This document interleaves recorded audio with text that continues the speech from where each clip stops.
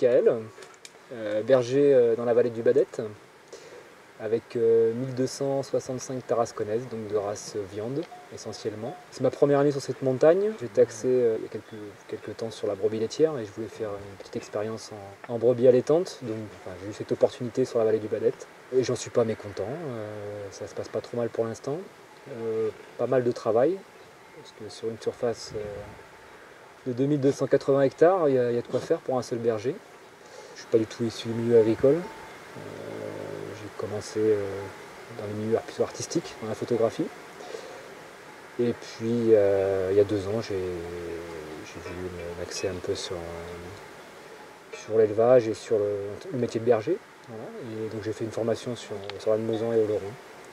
Cédric, à la base, moi j'étais du milieu de la mécanique. En fait, je me suis un peu spécialisé dans l'aéronautique, donc pas du tout du milieu agricole.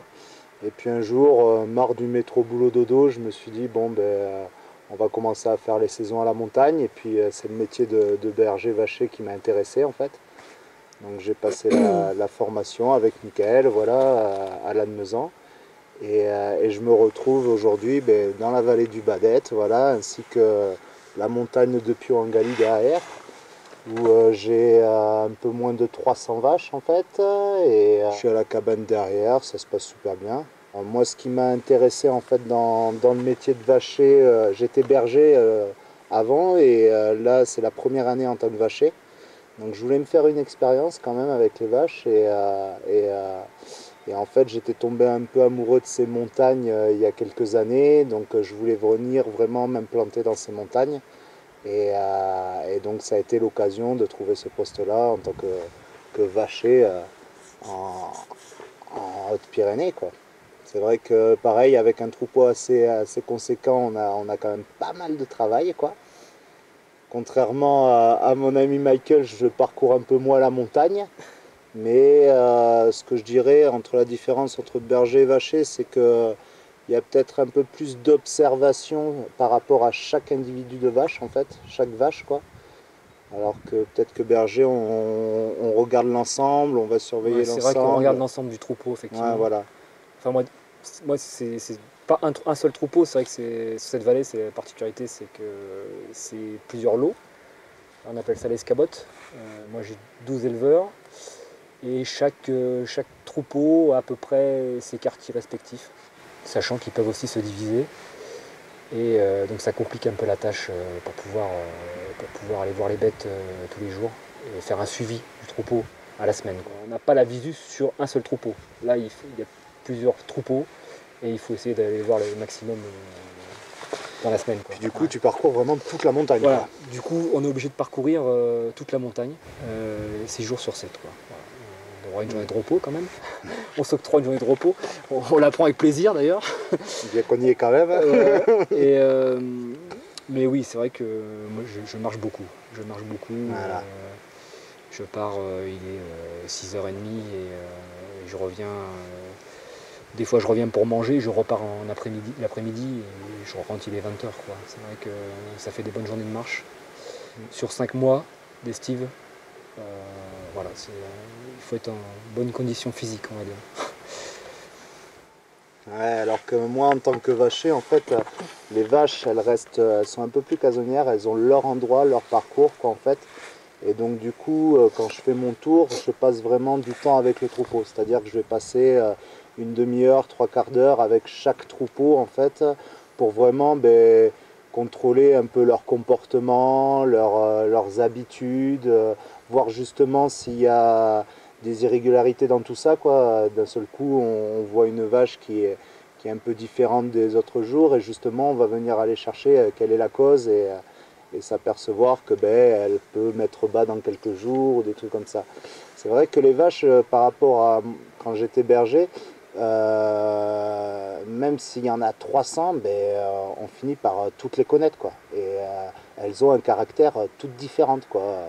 Que ce soit il y en a des curieuses, des un peu plus agressives, et c'est vrai que on finit par avoir l'habitude donc des comportements de chaque troupeau et de chaque individu, quoi.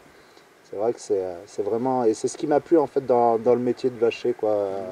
Plus que de berger, en fait, c'est d'être vraiment un peu à l'écoute de chaque animal, quoi. En fait, c'est ça, quoi. Et voilà, quoi.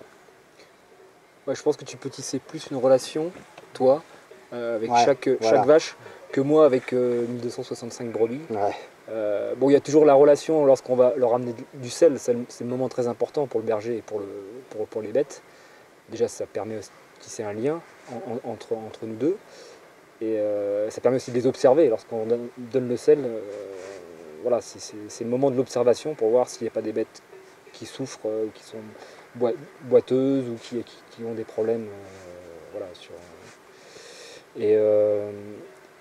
c'est vrai que moi je peux pas vraiment tisser. Bon, elles me reconnaissent, mais tisser une relation sur chaque brebis, c'est quasiment impossible, quoi. Voilà, c'est quasiment impossible par rapport à Cédric. Lui, il peut prendre plus de temps avec tel troupeau de vaches. Moi, je ne peux pas prendre autant de temps parce que il y a d'autres brebis qui attendent et voilà. C'est vrai que c'est un peu dommage. Moi, c'est ce qui me gêne un peu aussi. Il y a pas vraiment il y a la relation du troupeau et du berger, mais comme je les vois pas tous les jours, c'est un peu dommage. Par rapport à la brebis laitière, l'année dernière, c'est un seul troupeau. Bon, c'est un plus petit troupeau, il y a maximum 500 brebis, quoi. Et c'est vrai qu'on les a le matin, on les parque le soir. Le matin, il y a la traite, le soir, il y a la traite. Et on a vraiment plus une relation avec le troupeau et les bêtes en brebis laitière que là sur la brebis viande. Après, je sais pas ce que tu en penses. La brebis laitière, en fait, elle est un peu domestiquée, quoi. On l'appelle, elle vient, elle se fait manipuler tous les jours, tout ça. Donc c'est vrai que ça va être très vite domestiqué. Alors que les tarasconnaises, c'est un peu des isards. Hein. C'est des brebis qui sont assez sauvages, qui justement, très indépendantes, trois par là, trois par là. Et en fait, c'est plus difficile d'approcher, quoi. Ouais. C'est vrai que pour ce côté-là... Ouais, tu peux tisser une relation sur quelques brebis. Il y en a toujours même qui va venir chercher le sel en premier. Voilà, il y a toujours des choses comme ça, c'est sûr. Certaines brebis qui viendront vous manger dans la main. Voilà. Mais c'est vrai qu'en brebis laitière, on a plus quand même un peu plus de. Ouais, voilà, exactement. De rapport avec l'animal. Domestiquées, quoi, c'est ça. Elles ont l'habitude d'être manipulées tous les jours. Voilà, exactement. Ouais. Donc c'est totalement différent le travail. Et moi, les vaches, c'est ça, c'est qu'elles sont un peu toutes différentes et après on les reconnaît toutes, quoi. Enfin, attention, hein, y a des bergers qui connaissent leur brebis, impressionnant, mais quand on en a 1200 comme ça, qu'on va les garder, c'est pas pareil, quoi. Ouais, tout à fait. Quand on est éleveur et qu'on a un troupeau d'une centaine de brebis, c'est sûr qu'on les reconnaît chacune, bien sûr. Hein. Moi, j'ai de tout. En fait, il y a vraiment de tout. Grosso modo, les races les plus communes, on va trouver de la limousine. Ici, j'ai que des races à viande, quoi, en fait. Hein, des races à viande. J'ai une ou deux laitières, quelques montbaillardes, quoi, mais principalement, c'est des races à viande. Tu as la Gascogne, en race locale. J'ai la Gascogne, voilà, race locale, la Loroise aussi, quand même pas mal de races de vaches, en fait, hein, ici. Hein. Ouais. C'est assez diversifié. En fait, les vaches, chaque troupeau reste vraiment entre eux. C'est-à-dire qu'on ne va pas avoir des troupeaux qui vont se mélanger. Ils vont peut-être se mélanger, oui, pour pâturer le même bout d'herbe et tout ça. Mais le soir venu, ça se resépare. Et en fait, vraiment, les troupeaux ont leurs habitudes. Et donc, du coup, un troupeau reste entre eux, quoi. Et les autres, chacun a son petit bout de parcelle dans la montagne. Et on n'a pas trop, en fait, de troupeaux qui se mélangent, à part sur les jeunes génisses, quoi, qui sont pas habitués à la montagne. Sur les jeunes, souvent, effectivement. Voilà, sur les jeunes, ouais. Ça arrive qu'un éleveur ait plusieurs races, en fait, de vaches dans son troupeau, mais ce troupeau va rester ensemble, quoi. C'est-à-dire que même si c'est des espèces différentes, l'habitude d'être ensemble fait qu'elles ne vont pas se mélanger, en fait, avec un autre troupeau, quoi. Elles vont rester entre elles, quoi. Elles sont l'hiver entre elles, donc l'été, quand elles viennent à montagne, elles restent entre elles, quoi. Et on le voit, hein, des vaches qui s'approchent d'autres troupeaux, qui se font pousser pour pas rentrer dans le troupeau, quoi. Les vaches restent vraiment par troupeau, quoi. Ouais. La brebis, c'est un peu différent. Elles se mélangent la journée pour packager, mais c'est vrai que le soir, ça rejoint un peu les bovins, c'est-à-dire qu'elles vont se séparer, elles vont coucher vraiment ensemble, quoi, sur le même troupeau. La journée, non, ça peut se mélanger, mais le soir, ça se sépare et pour la couchade, c'est ensemble. C'est souvent comme ça, la brebis. Après, sur les jeunes qui ne connaissent pas la montagne, Les agnelles, elles peuvent partir sur un autre troupeau parce que voilà, c'est des jeunes brebis et voilà, c'est à découvrir. Ben, à l'école, on apprend, je dirais, beaucoup la théorie, mais en fait, c'est pas vrai parce qu'en fait, cette formation, elle est vraiment quand même très sur le terrain, quoi.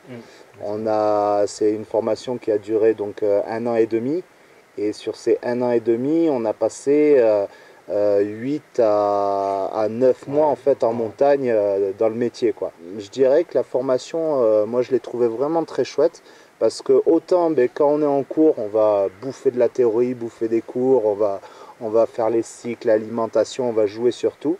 Et ensuite, ben, on aura ce côté de la pratique, donc du coup vraiment en estive, avec ben, la première année, donc un berger chez qui on était. Donc, pour ma part, moi j'ai eu un ancien berger qui avait 80 ans et qui montait encore à la montagne, et donc un savoir impressionnant qu'il a pu me transmettre. Et j'ai été vraiment content d'être avec lui. C'était une superbe estive, avec un troupeau facile et une montagne facile. Donc vraiment ben, beaucoup de temps pour la pédagogie en fait. Et ensuite, de très bons formateurs à l'école qui vont faire le complément justement sur ben, tout ce qui est un peu plus technique, un peu plus, on va dire, théorie. Et, sur la zootechnique aussi. Hein, ouais, voilà, exactement. Ouais, enfin, disons que la première année sur l'estive, je me sentais un peu débutant, mais j'avais les bases, quoi, parce qu'on avait fait cette formation et tout ça.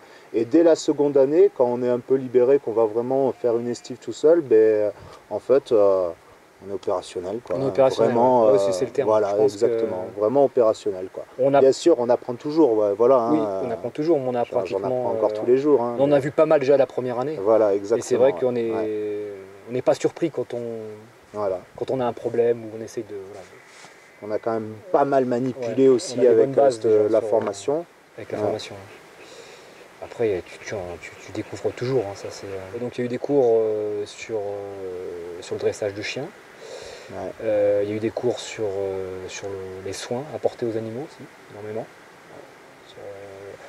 Essentiellement axé sur la brebis quand même. Essentiellement, sur la brebis. Un peu moins sans vache. Un peu moins sans bovin. Même la base qui a été donnée, je pense que... Ouais, il y a eu de la manipulation de bovins. Après, le soin, c'est un peu plus pas compliqué, mais déjà tout seul, on peut pas. Enfin, une brebis, on peut la soigner seule. Mais un bovin, déjà, il faut le contenir. Seul, c'est beaucoup plus délicat quand même. Disons qu'il faut un accessoire particulier après vraiment en bovin, quoi. Si on n'a pas une cage de contention, s'il n'y a pas un bon parc... Ça se fait à l'ancienne, hein, comme les anciens, avec la corde à lui courir après, l'attacher à un arbre avec le caillou et tout ça. On le fait encore. Hein, oui, tu l'as fait dernièrement. Je le fais beaucoup, voilà. Mais c'est vrai que dès que la montagne est un peu équipée, et c'est vrai que quand même il y a les budgets qui sont un peu de plus en plus, de plus en plus ouverts pour justement équiper les montagnes d'un parc de contention, de ces choses-là qui font que ça facilite le travail. Le travail quand même. Voilà, exactement. Tout à fait, ouais. Moi je le vois pour les brebis, si on a 2 à 3 brebis à soigner, on peut le faire sur place avec le crochet, on peut les attraper. Mais quand on commence à avoir 15 brebis, 20 brebis à soigner, moi je me pose même plus la question. Moi, je rassemble et je descends au parc de contention, quoi. Et après je prends mon temps pour soigner, c'est vrai que c'est un luxe dans le travail, quoi. Voilà, ce qui a été bien dans la formation, c'est ça, c'est qu'on a touché un peu à tout. On fait, en fait, c'est ça, hein, le métier de berger. Moi, ce qui me plaît dans tout ça aussi, c'est ça, c'est que on est un peu veto, on est un peu herboriste, on a appris à être autonome, ça c'est important. Voilà, parce qu'en montagne, voilà, quoi, il faut être autonome, il faut être actif. On peut appeler les éleveurs, mais bon, là on a la chance d'être montagne accessible en voiture. Voilà. Mais il y a des montagnes, il faut 2 heures de marche pour accéder à la cabane. Donc si on n'est pas autonome, il faut être autonome le maximum. Malgré tout, on parle du berger, mais en fait, celui qui travaille le plus quand même, c'est le chien. Et ça, il faut leur en remercier parce qu'ils font quand même, je dirais, aller 70% du travail. C'est vrai. Exactement. C'est vrai.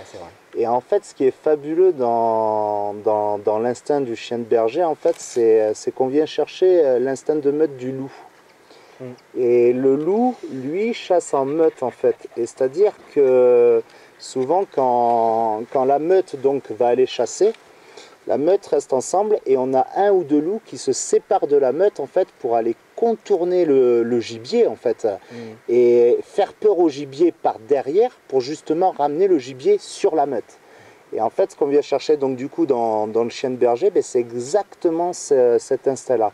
C'est-à-dire que moi je suis le mâle dominant, la chienne c'est elle qui tu es le chef de meute finalement. Voilà, je suis la meute, je suis le chef de meute. Ouais. Et en fait justement le travail et l'instinct que doit avoir un chien de berger, c'est ça, c'est d'aller justement partir chercher le gibier, donc les brebis ou les vaches, pour leur passer derrière et justement venir effrayer le gibier pour ramener les brebis ou les vaches donc sur le berger ou le vacher, quoi. Et c'est cet instinct-là qui est assez rare, qu'on ne trouve pas chez tous les chiens, parce que soit le chien a cet instinct de contournement, du coup, soit il a l'instinct de prédateur où il va aller directement sur sa proie pour l'attraper. Et là, c'est vraiment une entente donc entre le chien et le berger. Et à la base, quand il va chercher les brebis, oui, c'est une prédation. Après, c'est un outil indispensable.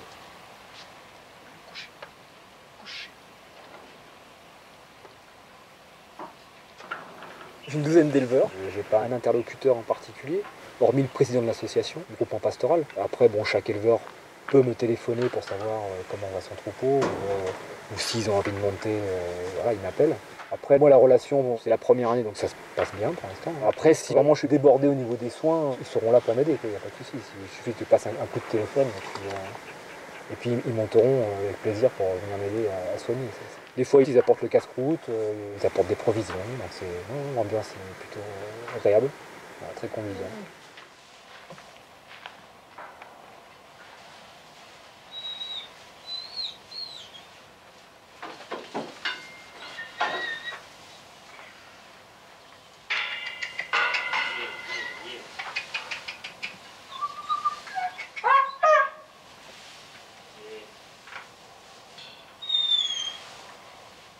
Alors ici c'est l'infirmerie. Alors c'est des brebis qui ont des problèmes aux pieds, elles ont eu du piétin et ça s'est infecté, les mouches sont venues pondre dedans. Et elles avaient pas mal d'asticots au niveau des pieds. Et c'est bien de les isoler un petit peu avant de les relâcher. Je vais voir comme ça, mais après le soir je peux éventuellement venir les soigner et voir comment le mâle évolue, quoi. Et dès que je considère que la plaie s'est bien refermée et qu'elles sont aptes à rejoindre leurs copines, et ben, je les renvoie en montagne. Voilà. C'est rare en Estie d'avoir un lieu où on peut isoler des bêtes malades, mais c'est important, c'est bien. Et donc le groupement apporte du foin pour les nourrir. Du bon foin d'ailleurs.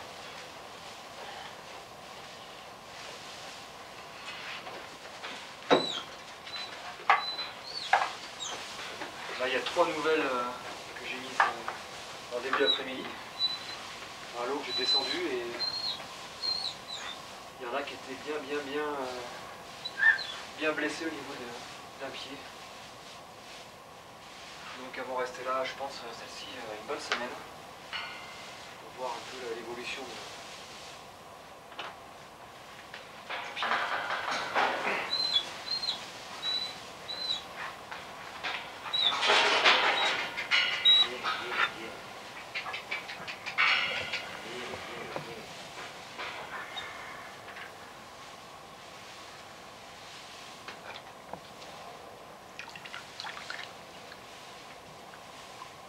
La loupe dehors.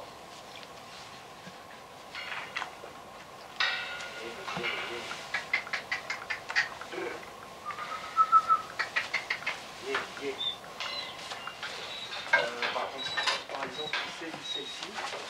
Je vais mettre devant toi. On va retourner doucement. Voilà. Ouais, tu vois, regarde.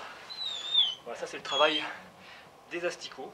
C'est-à-dire que là, on n'a plus qu'un onglon. Là, elle en a perdu un. Et là, voilà, là on a même l'os.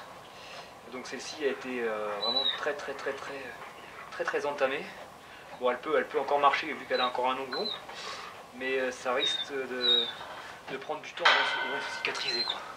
Voilà, donc ça c'est important de l'isoler parce que si je la renvoie en montagne aujourd'hui même, demain les mouches reviennent pondre dedans et elle a de nouveau des asticots. Ça c'est certain.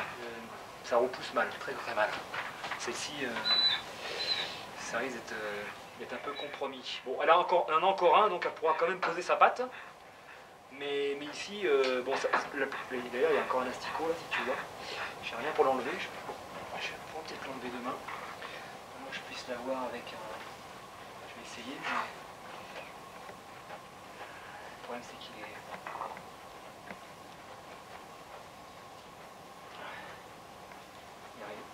Il faut que j'ai la pince épilée, là c'est trop compliqué. Il est accroché à la chair. Il se nourrit de la chair, hein, ça c'est une évidence.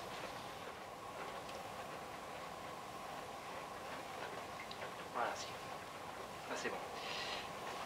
Moi je mets de l'alcool iodé, ce qui permet de déjà que les asticots se désolidarisent de la chair. Et après c'est plus facile pour les attraper à la pince épilée. Et après on met une bombe antiseptique qui s'appelle l'oxytétrine, qui est à base d'antibio aussi. Voilà, et après c'est du soin, un peu une piqûre d'antibiotique aussi, de la pénicilline pour soigner l'infection. Voilà. Là c'est du repos et de la surveillance. Je pense qu'elle a fini la saison, ouais. Je pense que l'éleveur... il faudrait qu'il la reprenne et qu'il la remette en bergerie, parce que là, il ne pourra pas du tout reprendre la montagne. Pour l'instant, moi j'ai perdu une brebis, je pense qu'elle a chuté. Avec le cou cassé, la mâchoire cassée, une patte cassée, donc oui, je pense qu'elle a chuté. Donc, pour l'instant, j'ai une perte sur 1265. Donc, on n'est que fin juillet, donc il reste encore 3 mois d'estive. Bon, après, c'est vrai qu'en montagne, on sait quand on monte des bêtes en montagne, on sait qu'on va en perdre obligatoirement. Déjà, il y a des brebis qui montent qui sont assez âgées, donc bon, si elles tiennent le coup, tant mieux. Sinon, elles mourront en montagne. C'est la loi de la nature, c'est comme ça. Après, au niveau bovin, c'est sûr que si on a des pertes, il faut que ce soit accidentel, quoi. C'est-à-dire que c'est une vache qui a dégringolé d'un perrier et que, bon, ben là, le vacher, il n'a rien pu y faire, quoi. Bien que ces zones dangereuses, on évite de les y amener quand même, hein. Pour moi, je me sentirais très mal si une vache, en fait, est décédée suite à des blessures ou suite à une maladie ou quoi que ce soit. C'est que là, j'aurais pas fait mon travail, ouais, tout à fait, voilà. Mais après, voilà, des choses accidentelles comme dégringoler de la montagne. Des accidents de montagne, voilà, les accidents de montagne, en fait. Là, les pertes sont... on ne peut pas les éviter, quoi, je veux dire, voilà. Après, une vache qu'on n'a pas su-repérer qu'elle était malade et qui finit par mourir et crever, là par contre, j'aurais un peu sur la conscience. Après, on a l'avantage sur cette montagne de ne pas avoir de prédateurs, pour le moment. Voilà. Après, voilà. Je sais que l'année dernière, ils ont eu une attaque de chiens errants. Il y avait 3 brebis en début de saison, mais après, Et voilà, ça c'est exactement le genre d'accident qu'on ne peut pas prévoir. Des chiens qui arrivent dans la nuit et qui te tuent 3-4 brebis, qui s'attaquent à un veau, ça malgré tout, même si on est présent, c'est des choses qui peuvent arriver, quoi, bien sûr. Quand on voit des vautours, il faut s'inquiéter, quoi, parce que après, ouais, voilà, de toute façon, il faut surveiller une vache qui va véler, ça se sait quand même quelques jours avant, donc on y passe, on surveille. Puis on est là lors du vélage pour vraiment justement s'il y a des vautours, quoi, qui se pointent, quoi. Mais sur cette montagne, non, on n'est pas trop embêté par les vautours, quoi. Non, je suis pas pro ours, mais je suis pas anti ours non plus. Plus il y en a, plus il y aura de bergers à la montagne. Donc moi je suis pour. Je suis pas éleveur, je suis berger, donc je suis pour. C'est une bonne déduction. Ouais, enfin, je le vois comme ça, quoi. C'est sûr. Non, je pense qu'il y a de la place pour tout le monde. Il faut voilà. trouver sa place et. Exactement. Ouais. Voilà. C'est vrai que quand on entend les récits, enfin, des anciens bergers et tout ça qui ont passé des nuits blanches vraiment à surveiller leur troupeau parce qu'un ours rôdait dans le coin et qu'ils n'en dormaient plus, qu'ils devenaient vraiment ingrats, enfin que ça, j'imagine ça doit peser, hein. Pour ma part, j'aimerais le voir quand même, l'ours, un jour, mais c'est vrai que réellement, il y a beaucoup de polémiques pour pas grand-chose, moi je trouve. Les Pyrénées, c'est un peu... c'est venu un peu comme ça. D'un côté, je connais pas trop les autres montagnes non plus qu'on a en France, comme les Alpes et tout ça, donc je peux pas trop dire. Je suis vraiment tombé amoureux des Pyrénées, et plus particulièrement en fait cette zone-là, parce que c'est les Hautes-Pyrénées justement, quoi. Et que en fait, ce que j'aime dans ce côté montagne, c'est la qualité de vie qu'on a en fait à la montagne, quoi. C'est vrai qu'on ne gagne pas beaucoup d'argent comme pourrait gagner quelqu'un en ville et tout ça, mais on n'en a pas besoin ici. On a tout ici, on veut aller se balader, faire des sommets. Si quelqu'un est motivé par le sport, ben, tout de suite, il y a de quoi, il y a des super montagnes à survoler en parapente, à faire du vélo de descente, enfin, c'est du rafting, du canyoning, enfin, je veux dire, pour moi ça a été un peu une évidence, et après c'est se retrouver dans ces montagnes, et voilà, de vraiment déconnecter complet par la beauté du paysage, par la magie un peu des lieux, quoi. C'est un peu surréel, quoi. Autant l'été que l'hiver, la montagne c'est magnifique, quoi. Et d'être dans ce cadre-là, ben, c'est le bonheur, c'est le bonheur. Pour rien au monde, je repartirai à la ville, moi qui l'ai fait jusqu'à présent. Non, c'est vrai que j'ai eu un peu le coup de cœur pour cette vallée-là, ces montagnes-là, parce que ben, depuis l'enfance, en fait, j'ai eu un peu les concours de circonstances qui fait qu'on est venu dans ces montagnes. Et aussi, c'est l'esprit des gens, en fait, des montagnards, enfin, qui est vraiment différent. Ici, enfin, je vois, c'est peut-être parce que les gens sont dans un endroit magique qui sont aussi gentils, enfin, voilà, la main est tendue souvent, moi je trouve, quand même. On a des vieils ours hein, dans les vallées, hein, des personnages impressionnants, mais ils sont gentils comme tout quand même quand on les connaît, quoi. Moi, j'étais pas axé sur les Pyrénées en particulier. J'ai travaillé un peu dans les Alpes, dans le Beaufortin. Moi, je crois que c'est plus la vie en montagne qui m'intéresse, le plus. Voilà, être au plus proche d'un milieu naturel et spacieux, on va dire, où j'ai pas l'impression d'être prisonnier, quoi. Voilà, ça, je crois que c'est le... Après que ça soit dans les Pyrénées, dans les Alpes, dans les Cévennes, ou en colline l'hiver dans les Bouches-du-Rhône. Qu'est-ce que c'est pour moi l'esprit des Pyrénées? Déjà une tradition forte au niveau du pastoralisme, déjà, je pense, qui est ancrée dans aux Pyrénées. Ah oui. Et ça, c'est important. Ils ne sont pas détachés de ça, et ça, c'est bien. Ça, c'est bien. Après, un esprit de liberté. Un esprit de liberté. Je pense que l'esprit de liberté, la montagne, on se sent libre. Ça, c'est important. Bah, quel avenir c'est vrai qu'au jour d'aujourd'hui, si les groupements pastoraux n'avaient pas d'aide pour payer un berger, je pense que le métier serait fini, quoi, en quelque sorte. C'est-à-dire que les montagnes seraient peut-être pas vides de bêtes, mais il n'y aurait plus de présence de gardiens. Pareil. Il serait peut-être plus entretenu pareil. Sachant que, bon, après, il y a des gens qui vont te dire le contraire. Si dans le Pays Toy, dans la vallée de Barège, c'est ça, je ne me trompe pas, de Barège, ils sont anti-bergers, donc bon. On va dire pour moi, heureusement que c'est au goût du jour. Et qu'en ce moment, c'est un peu la tendance, on est vachement sur l'environnement, on est vachement sur le pastoralisme, sur tout ça. Heureusement. Mais il faut faire attention quand même, parce que justement, ça motive tout le monde, même les moins intéressés, quoi. Et donc du coup, je dirais que pour le pastoralisme c'est bien, mais faire un peu gaffe quand même, hein. On va dire qu'autrefois en fait les communes, tout ça, c'était tenu par les paysans, c'était tenu par les agriculteurs, parce que tout le monde était paysan, tout le monde était agriculteur, quoi. Et donc du coup, c'était cette passion de la nature, c'était développé pour ça. Au jour d'aujourd'hui, on va dire que tout ce côté pastoralisme, c'est un peu tenu par des grands pontes qui ont l'argent et qui développent et qui donnent des fonds. Et que des fois, les fonds, ils ne sont pas donnés au bon endroit pour forcément les bonnes choses, quoi. Ici, c'est vrai que c'est une montagne qui est vraiment très visitée par les touristes parce qu'elle est vraiment très belle et assez facile. Facile d'accès déjà. Voilà, facile d'accès. Donc du coup, c'est vrai qu'il y a beaucoup de monde qui vient et que des fois, enfin pour ma part, j'ai l'impression que je surveille plus les touristes que mes animaux, quoi. Mais c'est vrai. Et après, c'est comme je dis, hein, c'est pas méchant, mais c'est des fois parce qu'ils veulent bien faire, mais sans connaître. Et donc du coup, c'est là que c'est plaisant de passer du temps à leur expliquer les bonnes choses. J'en parlais aujourd'hui, moi ce qui a été dingue dernièrement, c'est que le touriste, il veut venir voir le beau en montagne. Il veut voir le magnifique, le joli.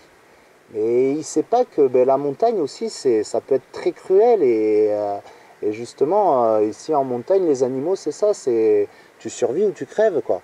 Et il y a beaucoup de gens qui ne sont pas pour ça. Ils disent non, ils ont du mal avec moi je veux voir le beau, je veux que ce soit tout beau. Et non, des fois c'est cruel et ils ont du mal à accepter cette crualité aussi qu'à la montagne, quoi. Voir un bébé veau qui a abandonné toute la journée parce que la mère elle veut suivre le troupeau et qu'elle vient se le chercher le soir et le matin juste pour lui donner la tétée, les touristes ils sont tout de suite oh le veau, le pauvre il est tout seul et on le déplace, on le ramène au berger, quoi. Et là, le berger, il explique toujours les mêmes choses, quoi, toujours les mêmes directives je veux dire, c'est bien de faire venir du touriste en montagne et tout ça, mais il faut lui apprendre avant à respecter la montagne, avant de le faire venir à la montagne, quoi. Les moments magiques encore ce matin, hein, on se lève au lever du soleil pour aller dans la montagne, et puis on s'approche de ces troupeaux, on regarde les troupeaux. Moi, je sais que je suis souvent sur les cailloux en face, là, attendre que le soleil vienne chauffer un peu. Et on est au milieu des vaches et là d'un seul coup arrive une trentaine d'isards avec les petits chevreaux, quoi. Et on s'aperçoit qu'ils viennent manger le sel qu'on a mis pour les vaches. Donc on se retrouve vraiment entouré d'isards en pleine nature, dans un endroit magnifique. Ça c'est du bonheur, quoi. Ça c'est chouette, quoi. Tranquille, tranquille. Je pense que c'est vrai que les meilleurs moments, c'est cette communion avec la nature. Je crois que ça c'est quelque chose qu'on ne peut pas avoir ailleurs, quoi. En montagne. Voilà. Puis malgré tout, hein, quand je dis qu'on passe 4 mois comme ça dans la montagne, on redevient un peu, nous aussi, un peu animal, quoi, hein. C'est ça aussi qui est bon dans le métier de berger, c'est de se retrouver, voilà, en pleine nature où on fait un peu notre ours des montagnes, quoi, hein. Aussi, un peu peut-être, oui. S'isoler pendant 4-5 mois. Ouais, voilà. Ouais. Tout à fait, oui, ça peut être. Moi, ce qui me plaît, c'est un peu aussi ce côté, tu sais, de se mettre en danger. On va dire que le citadin, oui, bien sûr, il est en danger d'un accident de voiture, de quoi que ce soit, mais on n'en a pas conscience, quoi. Alors que là, quand on va chercher une brebis dans un rapaillon qui est comme ça et qu'on se dit, là, si on chute, c'est la gamelle, tu sais, ce côté de se mettre un peu en situation de danger, ça nous refait vivre, en fait, hein. On se sent vivant, quoi. Et c'est après un passage difficile dans la montagne où justement on est à 2 doigts de, si on tombe, de mourir, qu'on va savourer le simple verre d'eau et la simple entrecôte le midi, quoi, et qu'on vit, quoi. En fait, c'est vrai, c'est un peu ce que je ressens des bons côtés de la montagne, quoi. Ce qu'on veut dire, c'est que les coups durs, en fait, on les adore aussi, on les aime bien aussi. C'est ça, quoi. Ça fait partie du, ça fait partie du métier. Du métier. Parce que les coups durs, pour n'importe qui, passer une journée sous la pluie, par gros orage, où tu as un troupeau qui s'en allait, que tu vas faire 20 km juste pour aller chercher ce troupeau sous la pluie et tout ça, ça en découragerait plus d'un. Mais quand on revient à la cabane, on se dit quand même c'était chouette. Non, c'est vrai, quand on rentre dans la cabane, après on se dit ouais, et là on retrouve le poil et tout, et là on est vraiment bien. Ouais, voilà. C'était dur, mais quand on rentre après... Voilà, c'était chouette, quoi. C'est pas comme quand tu es à l'usine où c'est dur et puis le lendemain t'as pas envie d'y repartir, quoi. Là c'était dur, mais... Ouais, c'est vrai que le lendemain tu te lèveras toujours de bonne humeur, quoi. Exactement. Même si tu as eu le coup dur la veille, je pense que... Ouais. être ça aussi, quoi. Mais c'est vrai qu'un de nos formateurs nous disait que l'estive se gagne à la cabane, mais je crois qu'il a pas tort. Ah, C'est c'est le moral, quoi. ouais, c'est 80% du... Ouais. Le moral à la cabane, quoi. Vraiment d'être bien, de rentrer, d'avoir des fois ces petits plaisirs, hein, vraiment Ouais, pas grand chose, même si mais c'est des plaisirs simples. savourer, voilà, un petit plaisir simple, ça remet du baume au cœur. Un bon poil, rien qu'un bon voilà. poil, c'est quand on rentre trempé. Voilà, se sécher. Et c'est un plaisir fou, quoi. Enfin, moi, En fait, c'est ça, hein, quand tu commences à faire le métier et que tu vis de plus en plus en fait, tu vis de peu. C'est là que tu t'aperçois tout le bonheur qu'il y a en fait des choses simples, quoi. des choses Voilà, simples. des choses simples. Le bonheur vrai. des choses simples. C'est vrai. Ouais. Ouais, tout à fait. Ouais.